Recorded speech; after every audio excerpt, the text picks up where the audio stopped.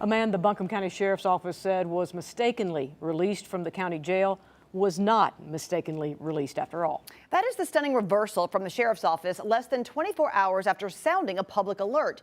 It is the third custody issue at the detention center in just 2 months. That brings us to tonight's accountability question. Is anyone being held responsible for these repeated errors? News 13's Elijah Skipper is live outside the Buncombe County Detention Facility. And Elijah, what have you learned so far? We learned today that an employee was fired as part of this most recent release mistake, and that staff members were disciplined as part of that October and November cases. Now, the Sheriff's Department says they're not going to share the full details of that quite yet, as it involves jail security. In any jail, who should be inside and who can legally be released comes down to paperwork and trust in the process. But in Buncombe County, that process has cracked 3 times in 2 months. In early October, Joseph Shoestick was mistakenly released. The Sheriff's Office called it a, quote, serious institutional failure, said, "We take full responsibility. The systems in place to prevent such an event failed," and promised a thorough review.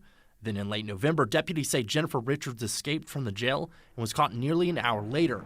Again, the Sheriff's Department said, quote, "An internal investigation is underway and we will ensure that it does not happen again."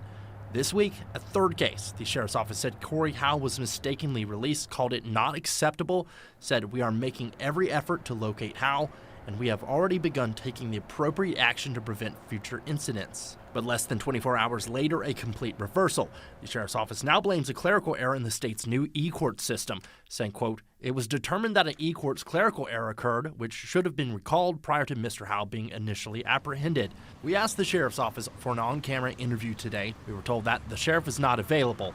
We also asked whether anyone else in leadership could speak on the record. So far, no one from the agency has been made available.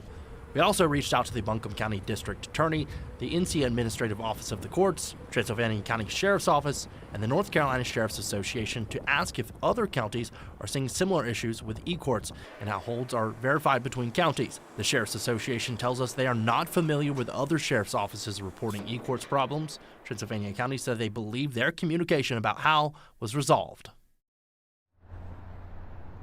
The Sheriff's Department says that this is the first issue with e-courts that they are aware of as it relates to a custody issue.